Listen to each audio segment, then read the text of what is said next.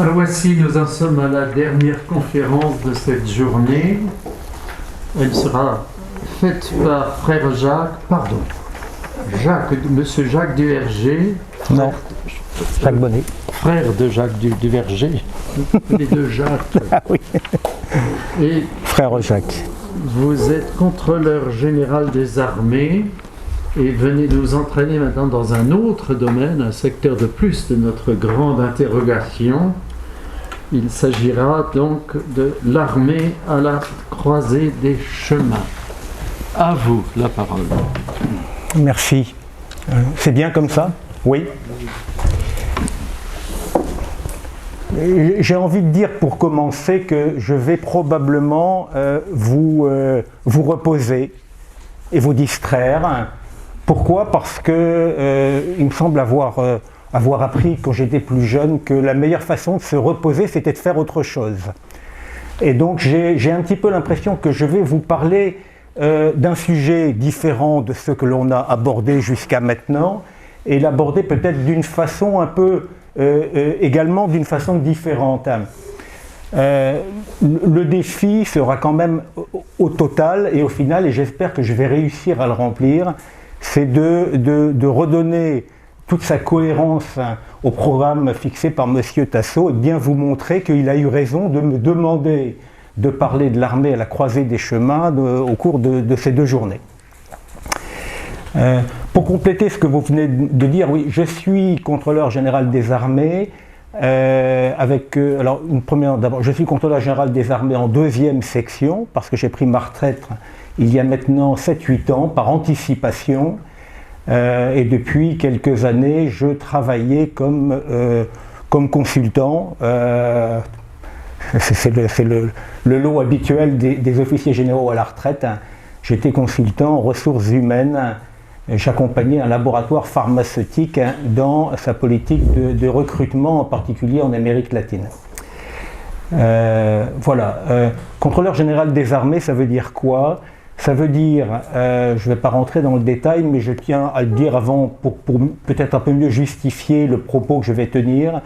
Le contrôle général des armées est un petit corps de 70-80 personnes, hauts fonctionnaires à statut militaire qui travaillent directement pour le ministre de la Défense et qui ont pour mission à la fois de le renseigner sur ce qui se passe réellement au sein du ministère de la Défense dans tous les domaines, qu'ils soient opérationnels, économiques, industriels, de personnel, administratif, enfin l'intégralité de ce qui se passe au sein du ministère et de le conseiller sur la conduite de son ministère. Voilà, donc c'est ce que fait un contrôleur. Moi, ça m'a conduit à travailler sur des sujets très variés, des sujets d'infrastructure du ministère, des sujets de politique européenne, des sujets de politique industrielle, des sujets de santé, des sujets d'énergie, voilà.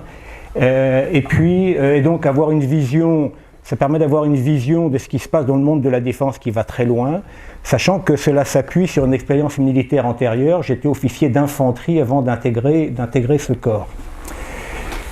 Et je terminerai toujours, pas pour me mettre en avant, mais encore une fois pour justifier un peu mon propos, pour lui donner davantage de poids. Les membres du contrôle sont des personnes qui naturellement se promènent en dehors du ministère de la Défense pour enrichir leur expérience, leur connaissance de ce qui se passe et en faire profiter le ministère de la Défense. Et donc en ce qui me concerne, j'ai été 7 ans détaché dans des cabinets ministériels et à Bercy, et j'ai été diplomate puisque j'ai passé 4 ans de ma vie professionnelle en Colombie, où je m'occupais de soutenir nos entreprises dans leur politique d'exportation et d'implantation. Voilà. Alors, l'armée à la croisée des chemins, après ce long préambule, l'armée à la croisée des chemins dans un monde qui est devenu post-chrétien, ou un monde qui n'est plus chrétien. Je dirais que ça pose deux questions. D'abord, est-ce que c'est vrai? Est-ce que nous sommes dans un monde qui n'est plus chrétien? Premièrement. Et deuxièmement, quelles conséquences cela peut avoir si cela est vrai? Eh bien, écoutez, à la réflexion, je pense que essayer de répondre à ces deux questions en s'intéressant au sujet particulier de l'armée, de l'institution de défense, est une bonne façon d'apporter des éléments de réponse pertinents à la question posée. Encore une fois, sommes-nous vraiment dans une société post-chrétienne et quelles conséquences cela a-t-il et quel chemin s'ouvre à nous, qu'est-ce qu'on peut prévoir et qu'est-ce qu'on peut imaginer et souhaiter voir pour le futur. Alors si vous voulez, si on parle de l'armée, je pense que tout à l'heure une personne ou l'autre me demandait mais qu'est-ce que vous pensez de ce qui se passe dans l'armée, et je répondais je pense que ça se passe très mal, ça ne va pas du tout. Ça ne va pas du tout, je vais y revenir et expliquer pourquoi, mais je voudrais commencer par dire que ça ne va pas du tout, ce n'est pas d'aujourd'hui. Voilà, je pense que, et c'est important de repartir un petit peu de prendre un petit peu d'éclairage historique. Alors je ne vais pas remonter jusqu'au 15e, 16e ou 17e siècle, même si je l'évoquerai peut-être à un moment ou l'autre. Je pense qu'il y a une rupture très particulière de notre système de défense qui est intervenu avec la Deuxième Guerre. C'est-à-dire que je pense que notre pays et notre armée ne se sont pas remis de la défaite et de l'effondrement de l'armée française en 39-40. Voilà, contrairement, alors après, il y a eu tout un discours qui s'est construit, en particulier avec la libération, etc., etc. Enfin, le rôle des forces françaises libres. Enfin, mais tout ça, je pense, est un habillage qui a pu donner l'impression que les choses allaient bien. Mais je pense que dans le fond, la population française, la société française, s'est séparée de son armée suite à l'épisode de la défaite de 39-40, parce que finalement, l'armée n'a pas tenu son rôle, elle n'a pas fait ce qu'elle avait à faire. Responsabilité politique de tous ordres, peu importe. Dans tous les cas, l'armée n'a pas fait ce qu'elle avait à faire. Voilà. Et je dirais que les choses ne se sont pas arrangées après, puisque après il y a eu l'épisode indo-chinois, où de la même façon, d'une façon, encore une fois, sans savoir qui est responsable ou pas responsable, mais dans tous les cas, l'affaire de l'Indochine, c'est également un échec qui ne concerne à ce moment-là effectivement que essentiellement des engagés. Mais donc, vous voyez, dès ce moment-là, on voit que le lien entre l'armée et la nation est extrêmement affaibli. Et puis ce lien affaibli entre l'armée et la nation, il va éclater au moment de la guerre d'Algérie, où encore une fois, si vous voulez, il y a toute une politique de communication qui essaye de dissimuler cette réalité, mais cette réalité, elle est considérable. Je dirais que la quasi-totalité de la classe intellectuelle française, déjà à ce moment-là, est opposée à l'action de l'armée en Algérie, et une partie considérable de la population, au mieux, est éventuellement, comme les moutons, se laisse emmener pour aller faire son service militaire en Algérie, mais bien davantage, elle y est radicalement opposée. Donc si vous voulez, il faut encore une fois faire attention quand on regarde le passé, se rendre compte que la situation de l'armée française dans les années 60 était déjà particulièrement dégradée. Alors là-dessus, si vous voulez, il y a eu un intermède, si on peut dire. C'est pas Cotère sur jambe de bois, mais c'est l'intermède gaullien. L'intermède gaullien, c'est quoi ? Sachant, si vous voulez, que De Gaulle, c'est clair, s'il y avait quelqu'un qui était opposé au lien armée-nation, c'était De Gaulle. Voilà, c'est-à-dire De Gaulle, c'est quand même un militaire qui avait un compte à régler avec l'armée. C'est l'armée qui l'a dégradé. Voilà, il y a Pétain, mais d'une façon générale, c'est l'ensemble du système militaire qu'il a rejeté.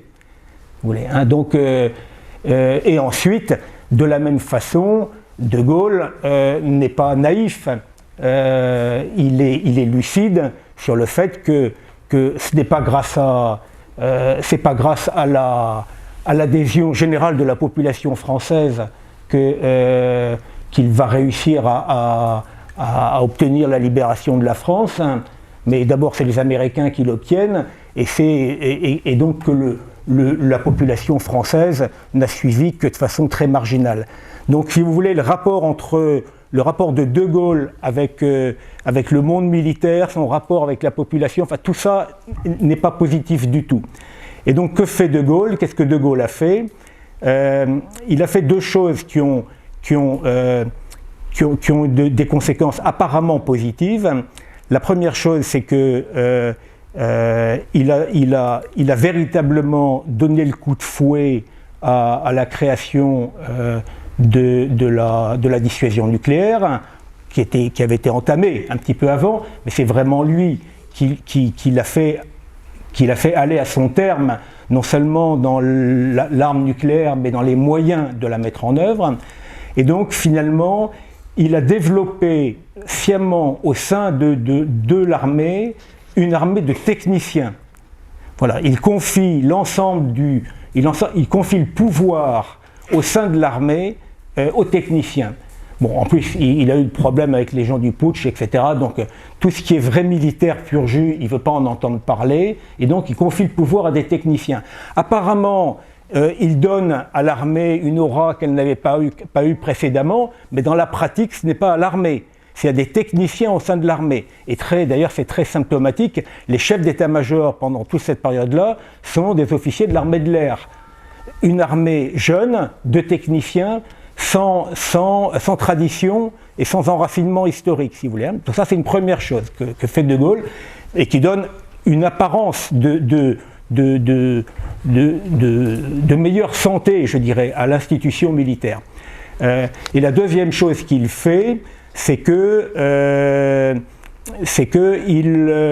en s'appuyant sur cette espèce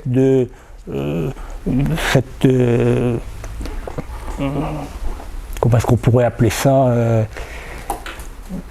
une apparence d'aura. Ouais, non, je parle de sa troisième voie, hein, sa prétention à faire de la France un pays qui était à la tête du non-alignement, qui n'était aligné ni sur les Américains ni sur les Russes. Bon, cette politique-là, elle a un effet, elle n'est pas basée sur le réel, sur le concret, mais elle a un effet très positif, c'est qu'elle va ouvrir un champ à l'exportation d'armements français très considérable et tout à fait nouveau, qui va permettre à l'industrie d'armement française de se reconstituer de façon convenable. Et si vous voulez, on ne se rend pas bien compte. Moi, mon premier contact avec l'armée date de 1977. En 1977, mais les régiments de l'armée française vivaient encore en bonne partie avec le matériel récupéré sur l'armée américaine en 1940. Comme capitaine commandant de compagnie en 1983, en 1985, j'avais encore une Jeep de l'armée américaine. Si vous voulez, la pauvreté de l'ensemble de l'institution militaire, elle était considérable, hein, on ne se rendait pas compte, tout le monde, c'était un monde à part, bon, c'était considérable. Enfin donc, il y a quand même eu, cette politique d'indépendance gaullienne qui a permis à l'industrie de défense française d'exporter suffisamment pour pouvoir amortir partiellement les coûts de développement des équipements militaires dont on avait besoin pour notre politique de puissance. Voilà. Donc si vous voulez, là il y a eu on pourrait dire, c'était pas très rose, mais il y a eu comme l'illusion que l'armée sortait du fond du trou, et puis là-dessus, il s'est passé le départ de De Gaulle, la chute du mur, avec tout ce que ça représentait. Et donc, on est parti sur quelque chose de radicalement différent. C'est-à-dire que le roi, je dirais qu'à ce moment-là, on s'est rendu compte que le roi était nu, les politiques ont changé de vision. On a vu quelle était la réalité, je le disais tout à l'heure, la réalité de l'armée française dans les années 70-80, c'était une armée très pauvre. Certes, on avait des Mirages, on avait des sous-marins nucléaires lanceurs d'engins, mais c'était une armée qui était extraordinairement pauvre et qui était prise à la gorge par des problèmes budgétaires et puis d'autres problèmes que je vais évoquer après, qui sont des problèmes de mission. À quoi servions-nous ?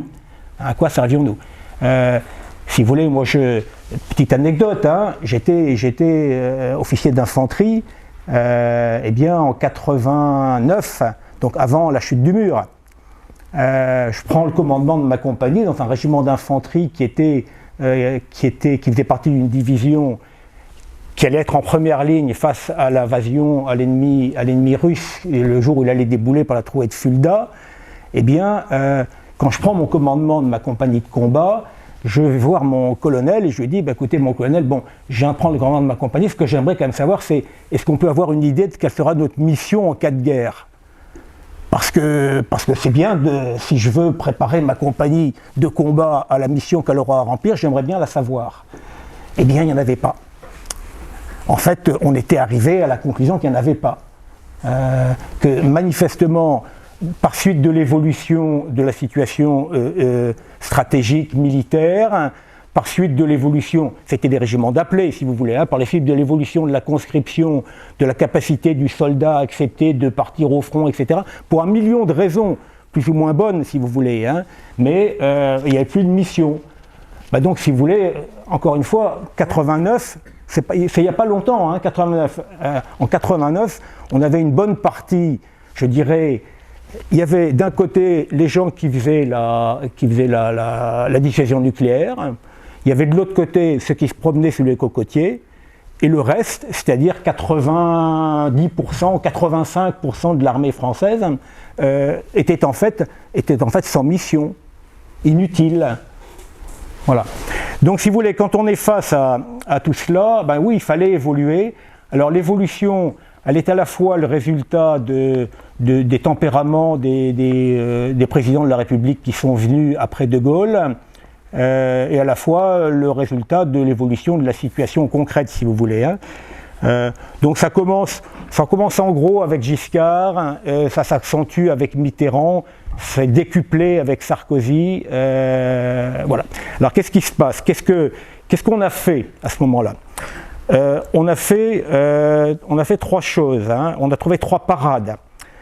La première parade à la situation qui était vraiment catastrophique, très préoccupante. Vraiment l'armée était prise à la gorge, pas de mission, pas d'argent, effondrement du lien armée-nation avec la fin de la conscription qui était inéluctable, dont on ne savait pas plus quoi faire des appelés. Donc on essayait autant que possible de les dispenser le plus possible. Le résultat, c'est que les seuls qui restaient, c'était les pauvres qui n'avaient pas été capables de faire pistonner pour être dispensés. Non, c'était pitoyable, si vous voulez. Il fallait vraiment sortir de cette situation-là. Alors qu'est-ce qu'on fait ? On fait trois choses. La première chose, c'est, vous savez, il y avait une vieille phrase, la vieille phrase très connue de De Gaulle qui disait « l'intendance suivra ». Voilà. Et bien là, à partir ça commence sous Giscard, ça devient « on suivra l'intendance ». C'est-à-dire il ne s'agit plus de savoir qu'est-ce que l'on veut et ensuite de trouver les moyens de faire ce que l'on veut. Il s'agit de partir de ce que l'on a et de voir ce qu'on peut faire avec ce que l'on a. Donc on est dans une logique qui est devenue une logique purement de gestionnaire. Si vous voyez, quand je dis un mot, ce n'est plus l'intendance suivra, c'est une révolution dans la mentalité, dans la culture interne de l'institution de défense. À partir de ce moment-là, c'est le gestionnaire qui prend le commandement. Et quand le gestionnaire prend le commandement, on a évoqué aujourd'hui ce qui se passe dans le monde de la santé. Quand le gestionnaire prend le commandement, ça se termine très très mal, pour des raisons qu'on va évoquer. Parce que le gestionnaire, c'est un cancer, le gestionnaire. Voilà. Donc le gestionnaire prend le commandement. Apparemment, c'est le seul moyen de faire face à l'effondrement des budgets, si vous voulez. les budgets sont effondrés, Bercy ne veut pas donner d'argent parce qu'ils disent qu'on le dépense n'importe comment, on va mettre des gestionnaires, et une fois qu'on aura des gestionnaires, ça ira bien. Ça c'est la première chose, la première parade. La deuxième parade, c'est il faut trouver, puisqu'il n'y a plus le mur, il n'y a plus la trouée de Fulda, les Russes nous ont fait faux bond. Hein, Mitterrand l'a beaucoup regretté quand même. Hein. Bon, les Russes nous ont fait faux bond, donc il faut trouver autre chose. Et alors, bon, qu'est-ce qu'on trouve? C'est le devoir d'ingérence. Voilà. C'est l'explosion des opérations pacifico-humanitaires, humanitaro-pacifiques, voilà, auxquelles j'ai participé, comme d'autres, parce que c'était je dirais par d'un côté, c'était le lot commun de l'armée, puis c'était pratiquement la seule chose qui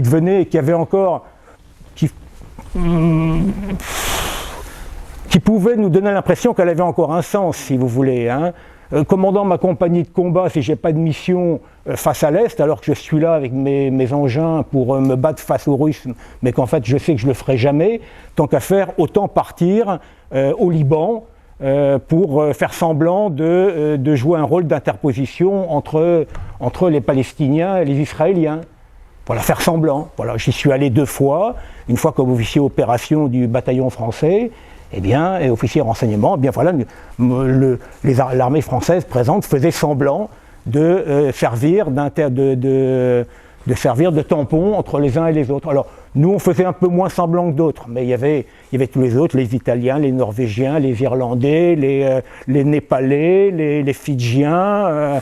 Voilà, ce monde extraordinaire, c'est très formateur sur le plan personnel, hein, en termes de rapport culturel, si vous voulez, hein, avec des mondes différents. Mais sinon, on faisait semblant. Voilà, on faisait semblant d'être une force d'interposition. Et pourquoi est-ce qu'on fait semblant? J'y reviendrai plus tard, à la fois parce qu'en fait, on n'y croit pas vraiment, et parce qu'on sait que dans tous les cas, on n'est pas prêt à mettre les moyens qu'il faut pour ça.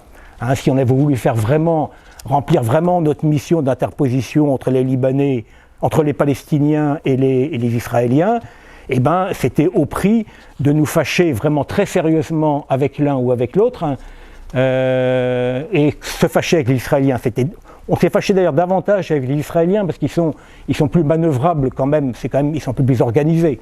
Donc il y a un dialogue possible avec l'Israélien. En revanche, avec les Palestiniens, hors de question de se fâcher avec le Palestinien. Parce qu'on allait prendre des bombes sur la tête, on avait eu Drakkar un petit peu avant, il ne s'agissait pas de recommencer, si vous voulez. Hein. Donc quand on avait des instructions qui étaient que, en aucun cas, il fallait que les armes passent, qu'il y ait des gens qui se promènent dans la zone où on était en contact avec les Israéliens avec des armes, alors on fouillait les voitures quand elles passaient, et donc là, normalement, en tout cas, bon, on ne fouillait pas trop. Parce qu'il ne fallait quand même pas exagérer, mais donc les armes légères passaient, mais pas les armes lourdes. Donc c'était quand même pas mal. Mais les armes lourdes, elles passaient sur le petit sentier qui était juste en dessous du checkpoint, qui était pratiquement visible depuis le checkpoint. Mais là, nous, notre mission, c'était d'empêcher le passage des armes lourdes de checkpoint. Pas sur le petit sentier de chèvre qui était à côté. Voilà. Bon, ça c'est l'histoire pour vous distraire. Donc, première parade, c'est l'intendance qui commande. Deuxième parade, on fait de l'humanitaro-pacifique. Qu'on y croit ou qu'on n'y croit pas, peu importe, c'est la politique. Encore une fois, ça sert de dérivatif. Ça permet quand même aux militaires de s'entraîner. Ça permet de continuer de croire que la France est encore une grande puissance qui joue un rôle dans la politique mondiale, etc., etc.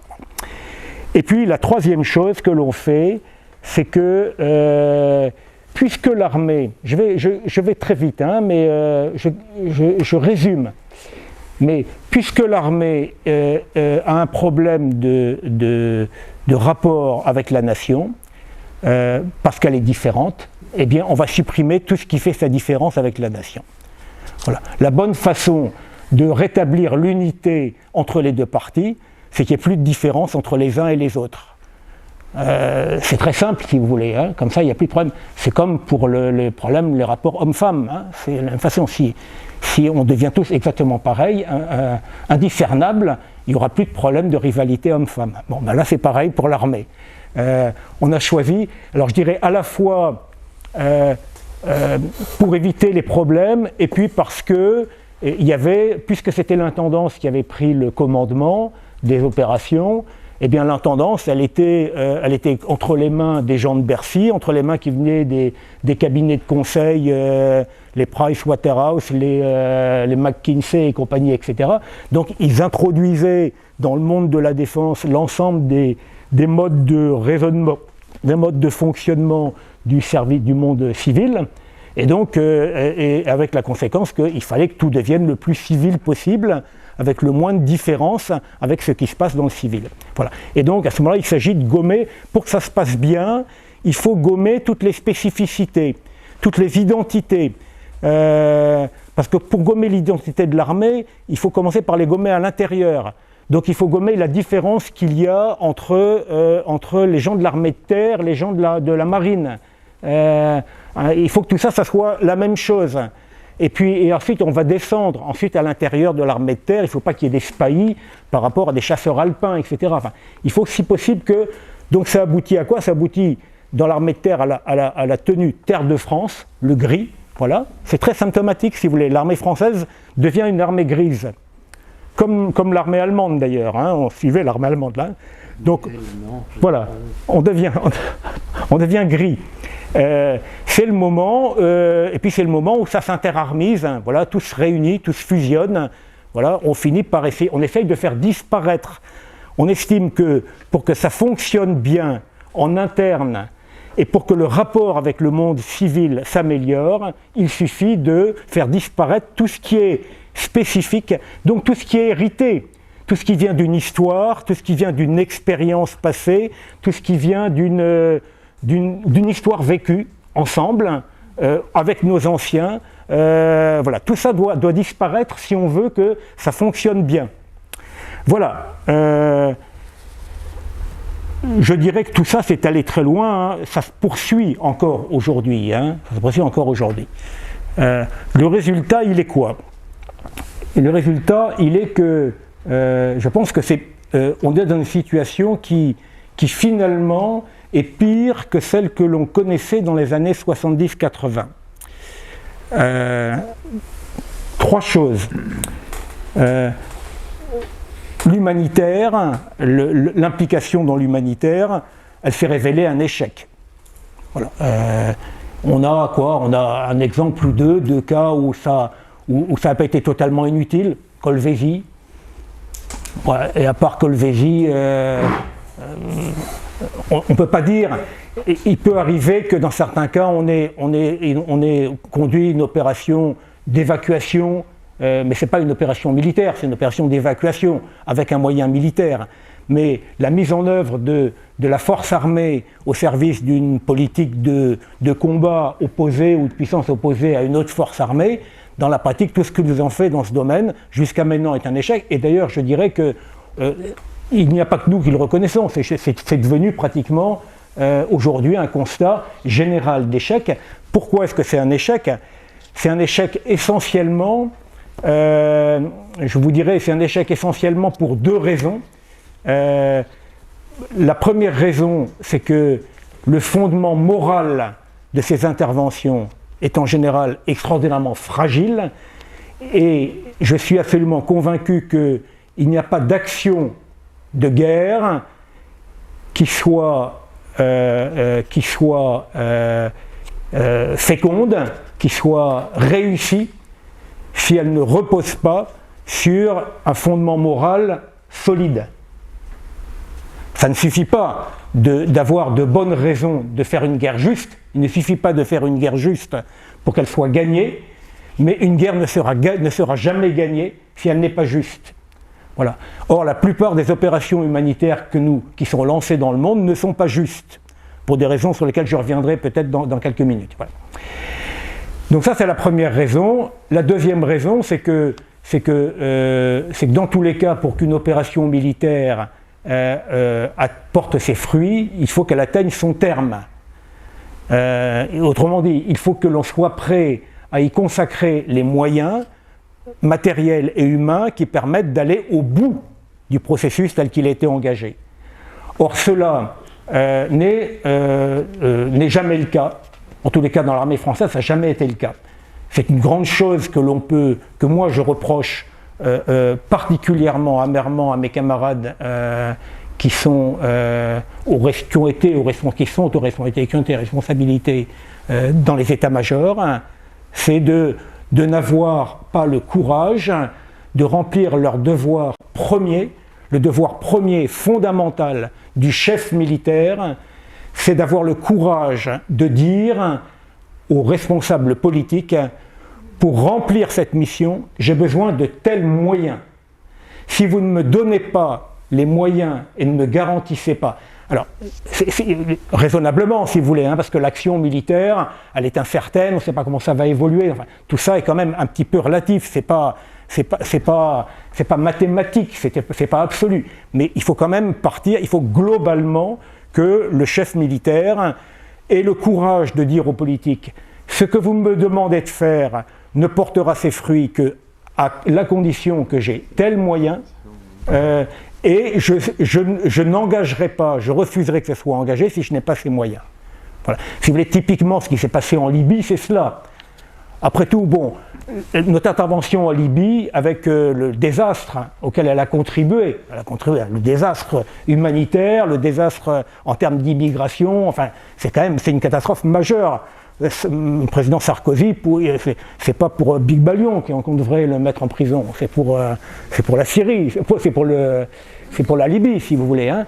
Et ben là, le problème c'est quoi? Le problème, il est que d'une part, le fondement moral était absent, premièrement, et que deuxièmement, il était clair que les moyens que nous engagions, que nous étions prêts et capables d'engager, à la fois en termes de moyens et en termes de volonté politique, n'étaient pas à la hauteur du problème qui allait se poser.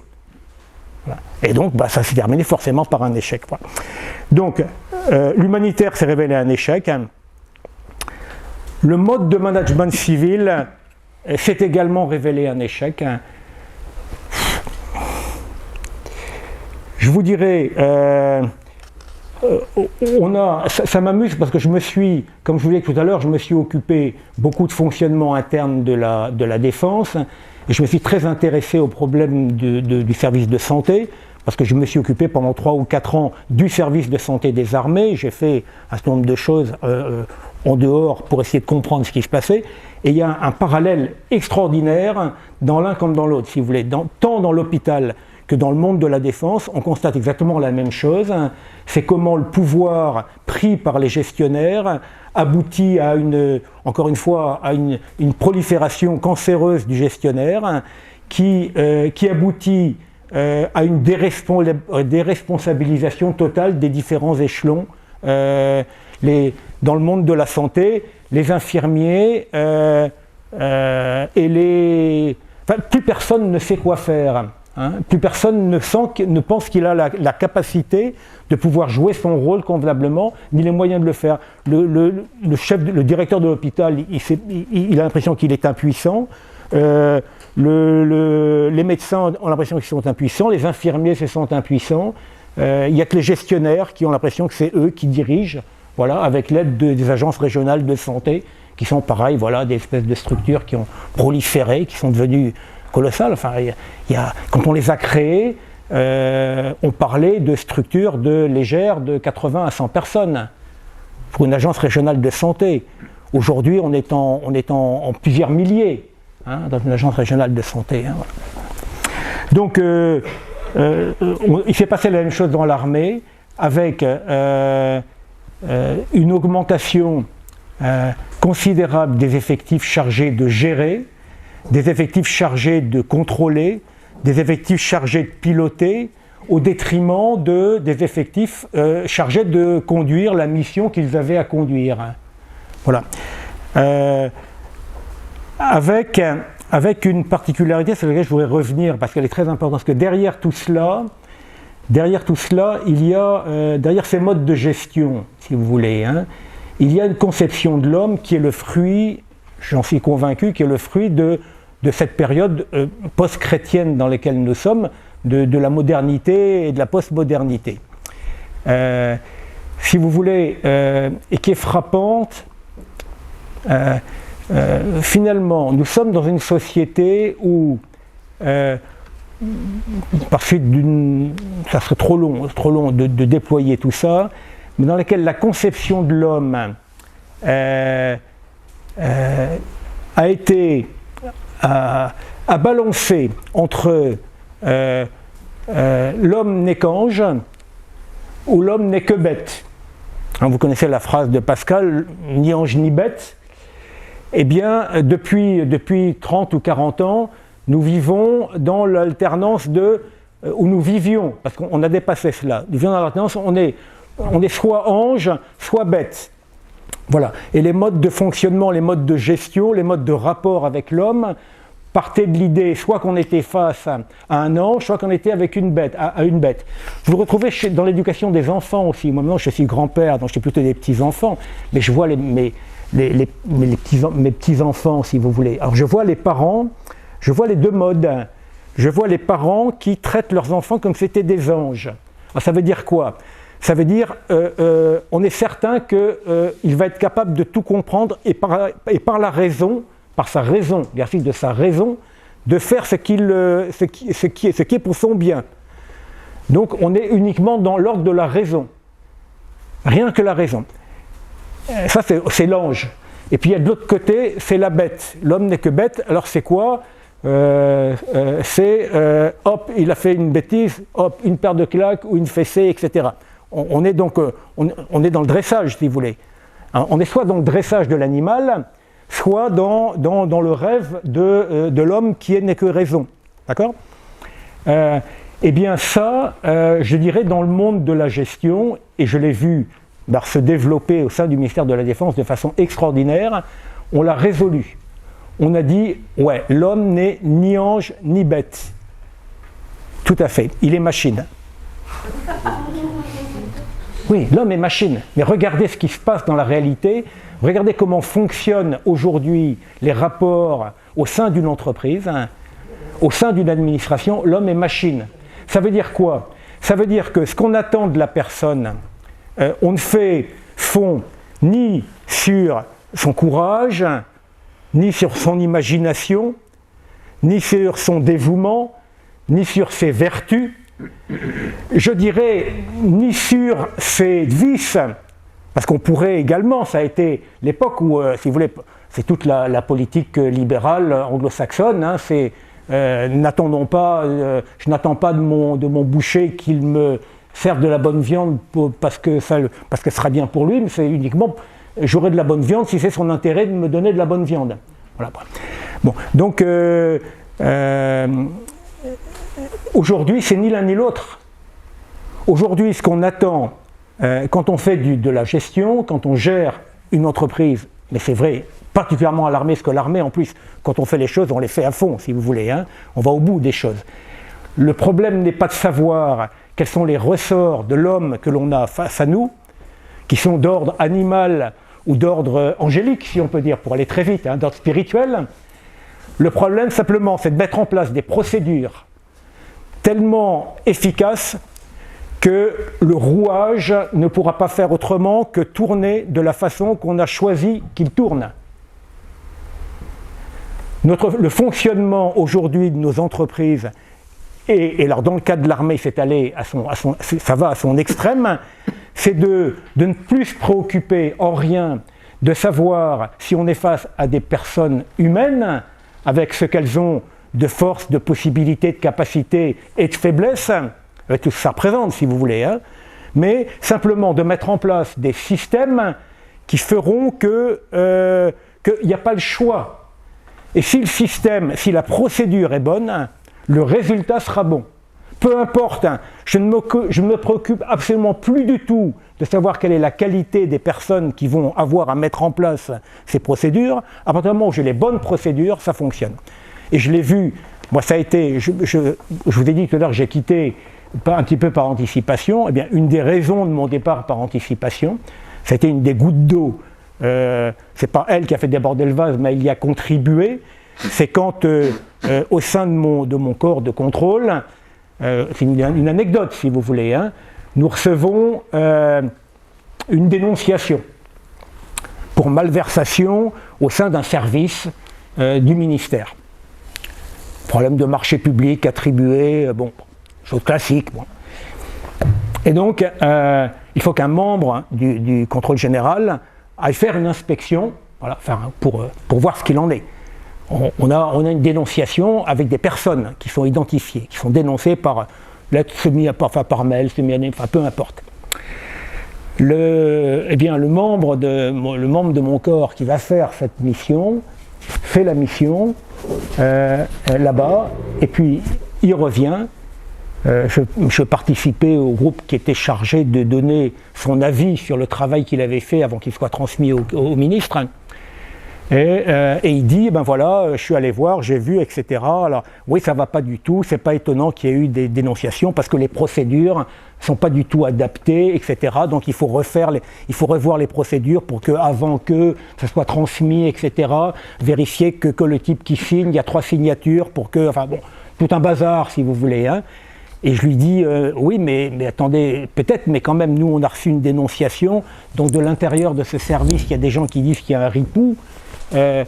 Alors il dit, oui, effectivement, mais oui, je sais qui c'est, mais, enfin, et puis, bon, mais c'est compliqué de... on pourrait trouver des preuves parce que bon, si on fouillait davantage dans les mails, etc. Mais enfin bon, c'est quand même compliqué, puis c'est pas le cœur du sujet. Voilà, c'est pas le cœur du problème. Voilà. Donc la personne en question n'a pas été, celle qui a été dénoncée et qui était effectivement ripou, n'a pas été punie, n'a pas été sanctionnée, elle a continué sa carrière avec de nouvelles procédures blindées. Et le blindage des procédures est bien connu. Plus c'est blindé, plus les procédures sont blindées, plus il y a de gens qui sont capables. Ça entraîne 2 conséquences. C'est d'une part que ça développe la créativité de ceux qui veulent les contourner, premièrement. Et deuxièmement, ça multiplie par 3 le nombre de personnes qui vont être chargées d'améliorer les procédures, de les contrôler, de les vérifier, de faire les comptes rendus, etc., etc., etc. Voilà. Donc, ça, c'est la première chose, si vous voulez, hein, c'est l'effondrement.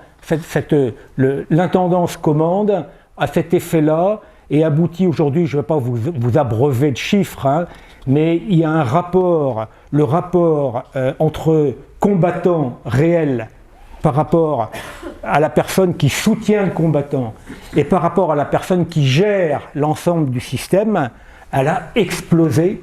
Elle est passée en 30 ans, elle est passée de 1 à 3. Voilà, on a multiplié par 3 les effectifs de personnes qui font autre chose que être face à l'ennemi.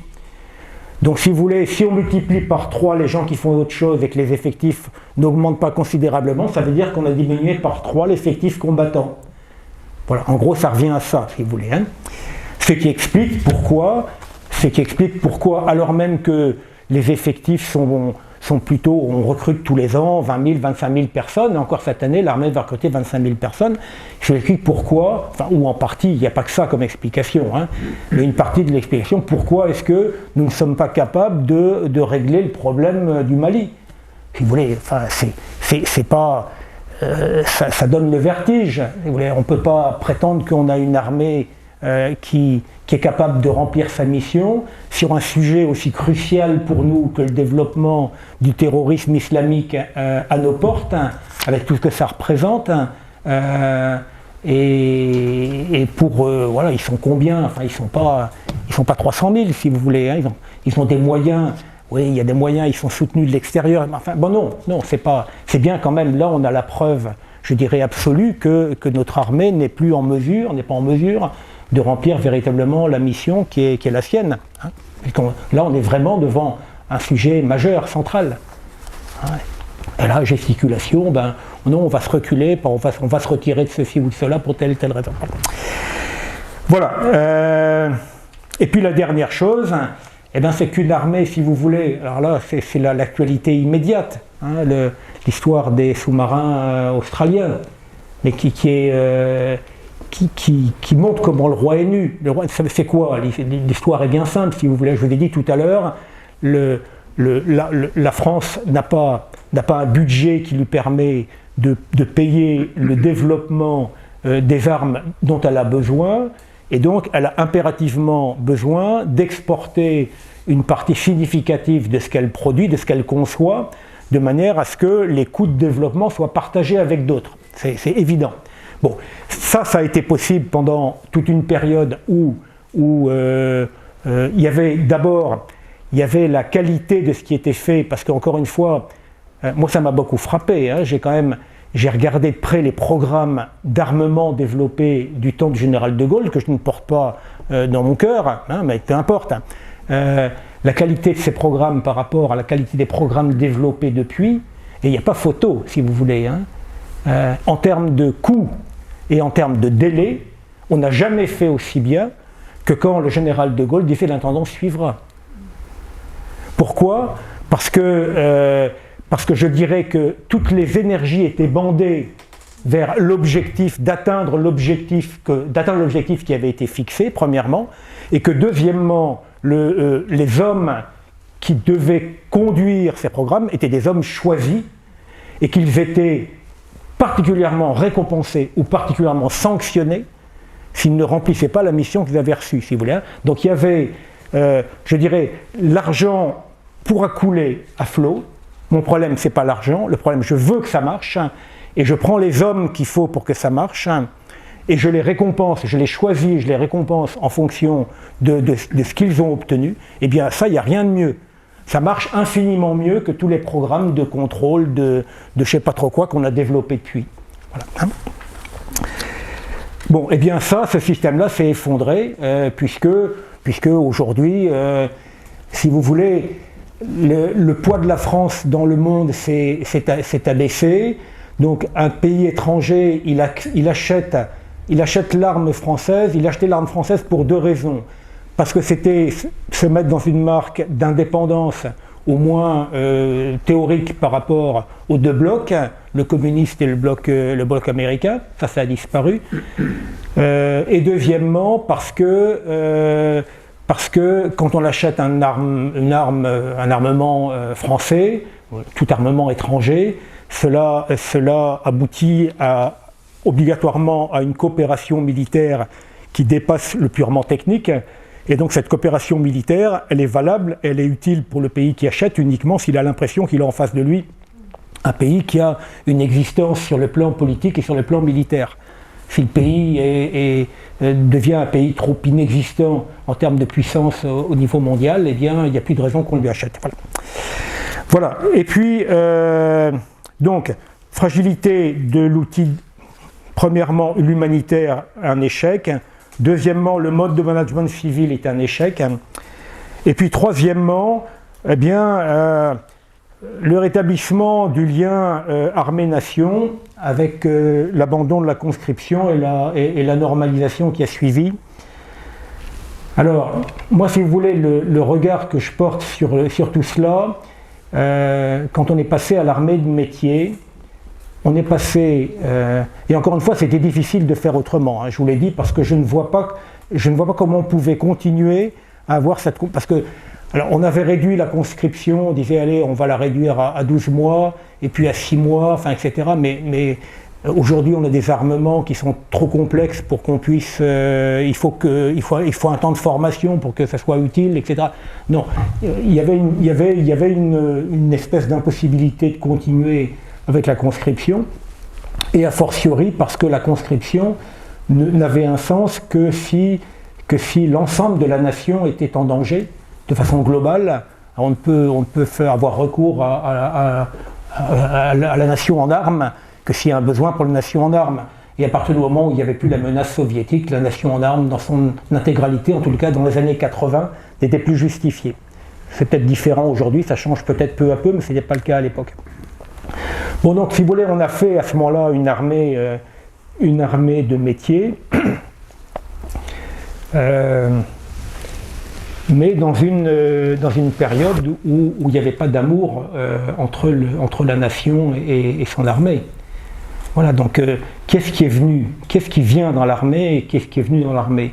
Le recrutement de l'engagé aujourd'hui est un recrutement qui est particulièrement médiocre.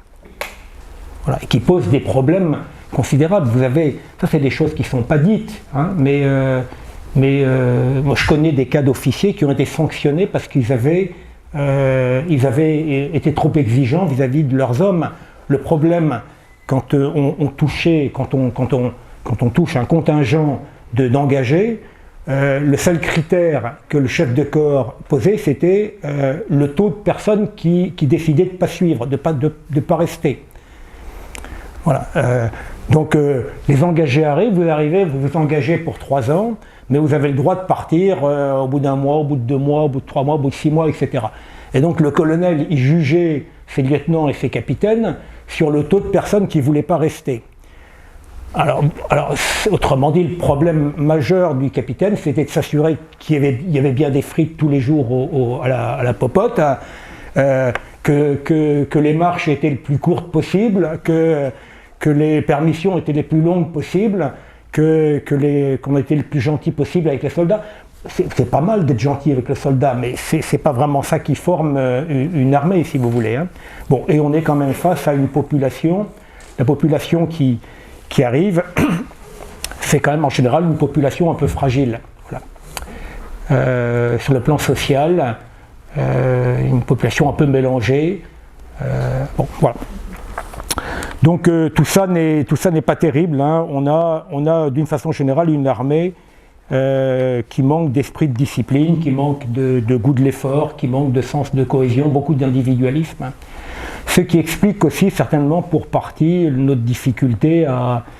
Encore une fois, ça n'enlève pas les capacités, les dévouements, les personnes d'un niveau extraordinaire. Hein. On en a plein d'exemples. Mais de façon globale, notre outil militaire, sur le plan humain, n'est pas de bonne qualité. Voilà. À cela s'y ajoute qu'il y a eu dans l'encadrement, encore une fois, toujours dans cette politique de civilisation, pardon, excusez-moi, il y a eu un choix, si vous voulez, le grand débat dans un fonctionnement d'une organisation militaire, c'est de savoir quel est le pourcentage de personnes que l'on va fidéliser et celles que l'on va utiliser uniquement de façon temporaire. C'est le grand problème d'une armée.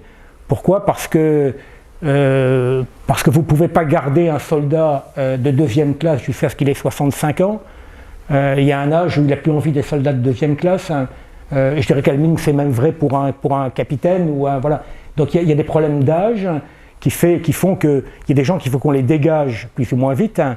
On ne peut pas garder les gens ad vitam aeternam, si vous voulez, ou alors il faut qu'on soit capable de les faire augmenter, de les faire monter en grade, mais tout le monde ne pourra pas terminer général, on en a créé plein, mais malgré tout ça ne suffit pas. Voilà, donc ça c'est un vrai problème. Il y a aussi un problème de compétences techniques, hein, et puisqu'on est rentré dans un monde très civilianisé, il faut pouvoir profiter des compétences techniques du civil, donc il faut faire venir des gens du civil pour qu'ils viennent remplir des emplois dans le monde de la défense, hein, mais une fois qu'ils se sont encroutés comme militaires, hein, ils n'ont plus la capacité, donc il faudrait les renvoyer pour en prendre d'autres. Donc tout ça, ça aboutit à quoi ? Ça aboutit au choix qui a été fait aussi pour lutter contre les héritages, contre les traditions, contre toutes ces choses-là. On a choisi d'augmenter très très fortement le nombre de contractuels, c'est-à-dire de gens qui sont là que de passage. Et parmi ceux qui ne sont pas contractuels, c'est-à-dire ceux, par exemple, c'est le cas a priori d'une partie importante des officiers qui normalement s'engagent pour la longue durée, eh bien dès le départ, on les encourage à ne pas rester.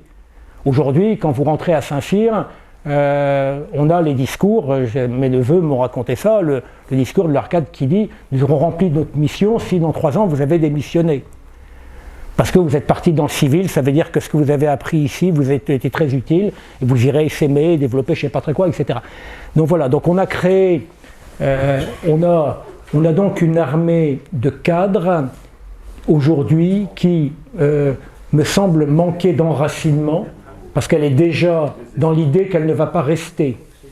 Elle a l'impression qu'elle est dans un endroit où elle va, où tant que ça lui sert, tant que ça lui est utile, elle reste. Si ça lui est peu utile, personne ne lui en voudra si elle part, au contraire. Donc le dévouement et l'engagement dans la durée au service de l'institution, c'est extraordinairement affaibli. Ensuite, vous avez une deuxième chose, c'est que eh ben, si vous voulez regarder, moi je suis d'origine, j'habitais 10 ans à Versailles, donc je connais les Versaillais. Il reste encore quelques Versaillais qui sont heureux si leurs enfants décident d'embrasser la carrière militaire, mais quand même en général, c'est quand même beaucoup mieux de faire une école de commerce. Voilà, donc tout le monde fait l'école de commerce, et donc la qualité moyenne de l'officier aujourd'hui, sa place dans l'édifice social français s'est également affaiblie, avec tous les problèmes que ça pose après de rapport entre le militaire et le civil. Voilà. Ouais, on va dire un quart d'heure. Alors, donc si vous voulez, c'est vrai que je suis un peu long là, mais tout ça pour vous dire que oui, les choses vont mal, mais je dirais qu'elles vont mal encore plus pour la raison que j'évoquais un peu tout à l'heure, qui est la raison de la mission, de l'objectif. Si vous voulez, l'institution militaire, force armée permanente, est une création relativement récente. Hein, jusque sous la royauté, il y avait encore les Suisses, si vous voulez. Hein. L'armée permanente est apparue très tard, elle est liée à la création de l'État. Voilà, quand il y a armée permanente quand il y a État. C'est comme ça dans l'histoire humaine, il y a armée permanente quand il y a État. Bon, et aujourd'hui, l'État a vocation à disparaître, il est en train de disparaître, et en tous les cas, les pouvoirs, ceux qui tiennent vraiment le pouvoir aujourd'hui, dans le monde d'aujourd'hui, ont pour objectif de faire disparaître le pouvoir des États. Et donc, si le pouvoir des États disparaît, les armées perdent toute légitimité. Il n'y a plus de raison d'avoir une armée permanente s'il n'y a plus l'existence d'un État, parce que l'État est un élément imparfait, mais quand même un élément d'une identité nationale, une identité de patrie. Voilà. Si l'État disparaît, l'armée a les plus grandes difficultés à continuer d'exister. Et donc je crois qu'aujourd'hui on est vraiment dans la situation où la volonté est de faire en sorte que les États jouent un rôle de parade, mais en fait ne soient pas ceux qui jouent vraiment le rôle, de faire disparaître les identités nationales, de faire disparaître les identités patriotiques, hein, de faire tout ça un grand magma. Et donc dans ce domaine-là, ça veut dire qu'il n'y a plus besoin d'armée. Ce dont on a besoin, c'est d'une force de police internationale.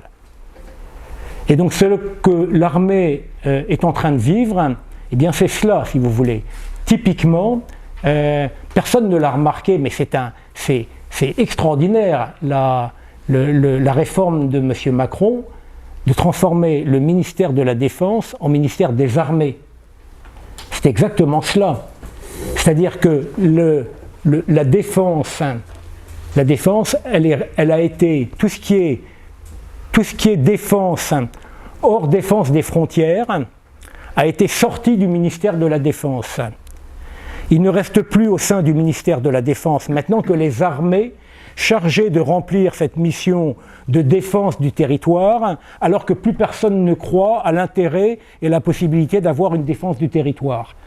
Donc l'armée est minée de l'intérieur aujourd'hui par cela, et donc on lui a tout enlevé. On lui enlève la gendarmerie, on lui enlève les services de renseignement, on lui enlève autant que possible le contrôle de son industrie de défense. L'industrie de défense, jusque dans le temps de De Gaulle, hein, c'est la direction des constructions navales, c'est la direction, etc.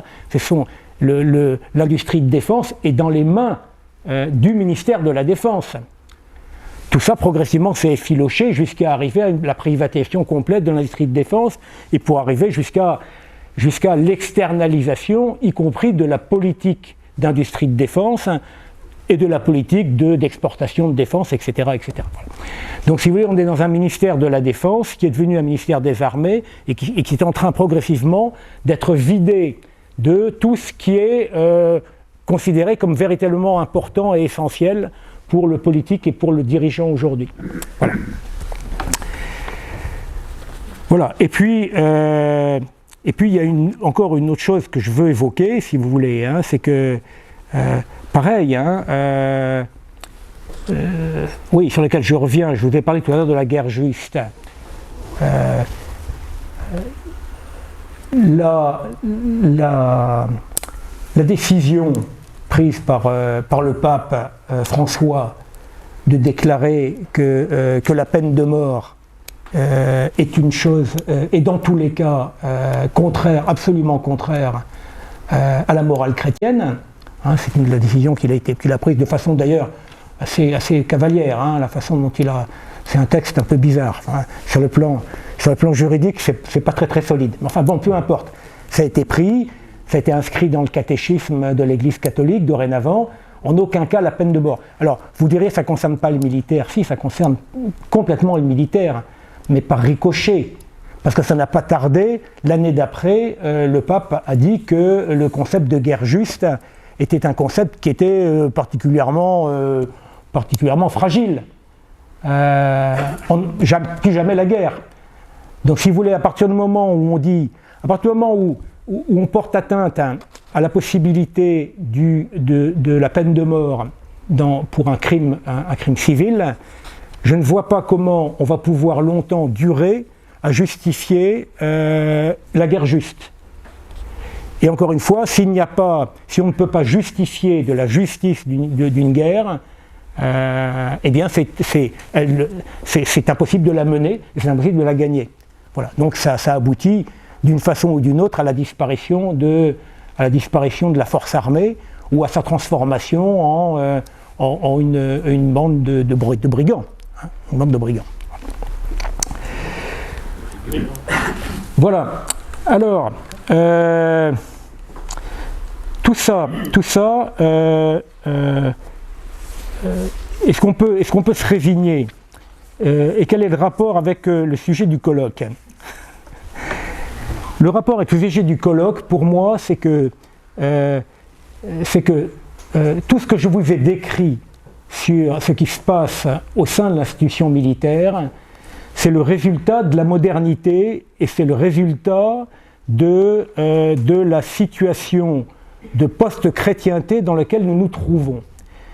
C'est-à-dire, ce qui s'est passé pour moi, enfin c'est pas moi, c'est moi qui le dis, ce qui s'est passé c'est que il y a eu une corruption qui s'est progressivement développée de l'éminente dignité de la personne humaine telle qu'elle a été développée par le christianisme. Le christianisme met en avant, c'est sa gloire, l'éminente dignité de la personne humaine. Le problème, c'est quand cette bonne idée, cette bonne chose se corrompt. Et elle se corrompt comment? Elle s'est corrompue dans le développement de l'autonomie maladive de l'individu, défini comme l'homme de raison. C'est toute la modernité, c'est ça si vous voulez. Hein. L'homme est un être magnifique, d'une très grande dignité. Cette grande dignité veut dire que son autonomie est la marque de sa dignité, son autonomie qui s'exerce dans l'exercice de sa raison. Ça, c'est toute l'histoire de la modernité. Et ça a trois conséquences. Ce développement cancéreux, maladif de l'autonomie de l'individu raisonnable, la première conséquence, c'est que on exalte l'individu qui est pleinement libre de lui-même, se détermine en toute chose uniquement par lui-même, autonomie absolue de la volonté, de la liberté, et donc l'effondrement de tout ce qui nous engage, de tout ce qui nous lie, de tous nos liens, de tout ce que nous avons reçu. Voilà. Et donc c'est effectivement la deuxième chose, c'est le rejet de tout héritage, de tout enracinement. Ça c'est lié avec cette conception de l'autonomie de la personne. Et la troisième chose, qui n'est pas la moindre, c'est le rejet du créateur. Évidemment, il n'y a plus de créateur, puisque l'homme est pleinement maître de lui-même, et il éjecte le créateur. Il éjecte le créateur, et en éjectant le créateur, il éjecte également la possibilité de reconnaître, d'accepter et de reconnaître et de trouver le bien et le vrai. Parce qu'il ne peut pas y avoir, il ne peut y avoir de bien et de vrai que s'il y a un créateur. S'il n'y a pas de bien et de vrai, il n'y a pas de créateur. S'il n'y a pas de créateur, il n'y a pas de bien et de vrai. Voilà. Donc si vous voulez, moi tout ce que je vous ai décrit jusqu'à maintenant, si vous essayez de le relire, ce que je vous ai décrit comme l'évolution de l'institution militaire, c'est cela. C'est le résultat de l'autonomie maladive de l'individu qui aboutit à le rejet de tout héritage et de tout enracinement, l'exaltation de l'individu et le rejet du créateur qui aboutit au rejet de toute morale, voilà, et de tout sens du bien. Donc voilà, je crois vraiment qu'on est dans cette situation-là. Alors, je voudrais terminer juste sur c'est déjà presque une espèce de conclusion, si vous voulez, hein, pour vous dire oui, je pense que effectivement, nous sommes d'une façon générale à la croisée des chemins, notre monde est à la croisée des chemins, mais le problème, c'est celui que je viens d'identifier actuellement, l'autonomie maladive de la personne, de l'individu comme être raisonnable, et uniquement cela. Je crois que c'est ça le cœur de notre maladie aujourd'hui, c'est le défi principal que nous avons à relever, et l'évolution de l'institution de défense illustre pleinement les conséquences et le résultat de cette évolution maladive. Hein, donc la modernité, elle nous conduit à ça. Alors, quand même, juste une minute, je sais, j'ai tout dépassé, mais ça fait rien. Une minute pour vous dire quand même une note positive, je ne dirais pas optimiste, parce qu'il ne s'agit pas d'être optimiste ou pessimiste, ça c'est un débat, Bernanos l'a dit et redit, hein, c'est un faux débat. Il s'agit d'être réaliste, mais il s'agit d'être ancré dans l'espérance, parce qu'il y a une chose qui nous dépasse, et puis parce que on peut aussi relativiser ce que nous voyons, bon, se dire que peut-être, bon, il y a des choses. Moi je vois quand même un certain nombre de frémissements pour un réveil, et je le vois en particulier dans le monde de la défense. C'est-à-dire je vois apparaître un certain nombre de jeunes officiers qui ont pris conscience que le débat et que le problème il est là. Voilà.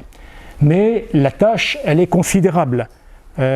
Si je me tiens uniquement à l'armée, je dirais qu'il y avait quelqu'un là qui voulait créer un parti politique, qui cherchait un programme, si vous voulez.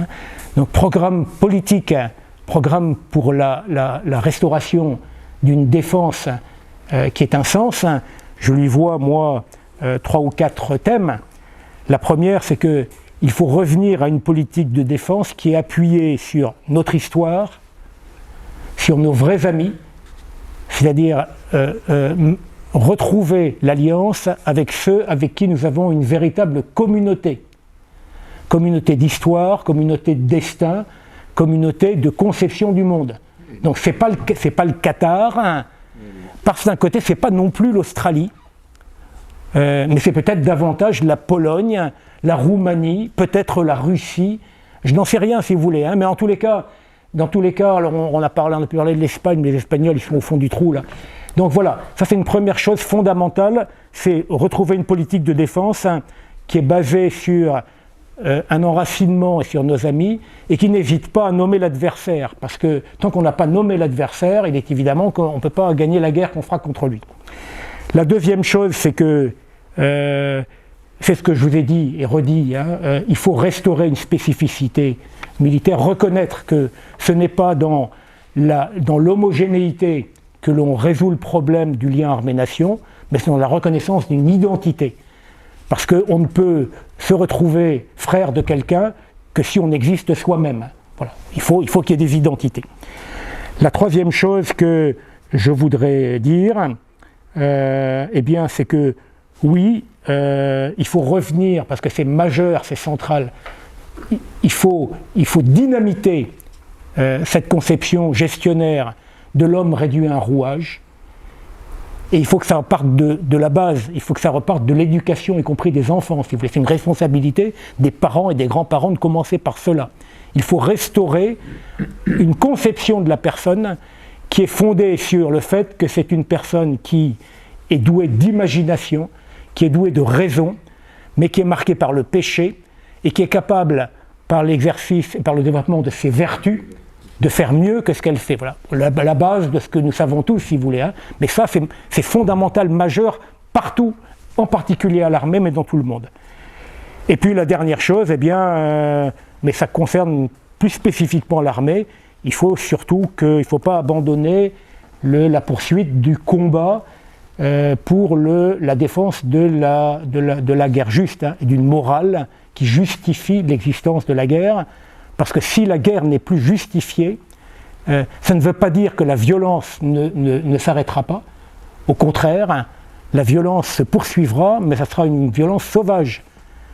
C'est celle que l'on voit aujourd'hui, si vous voulez. Hein. Quand vous voyez l'Américain qui est au fond de son bunker, là, en train avec son drone, de balancer une bombe sur un type qui est en Afghanistan ou je ne sais pas trop quoi, dont il ne sait rien, etc. On est devant une sauvagerie. C'est la sauvagerie qui s'est réinstallée. Hein, là. Donc il faut là-dessus, si vous voulez, et on ne restaurera une guerre juste que si on a réfléchi à tout ça et si on était capable d'argumenter pourquoi c'est possible de faire la guerre. Il faut que les gens comprennent qu'il est possible de faire la guerre et de la faire la guerre en chrétien. Il faut revenir à cela. Il faut se battre contre tous ceux qui prétendent nous mettre dans la tête que c'est incompatible avec notre état de chrétien. Non seulement c'est incompatible, mais c'est le contraire. Enfin, c'est compatible, c'est presque un devoir. Voilà.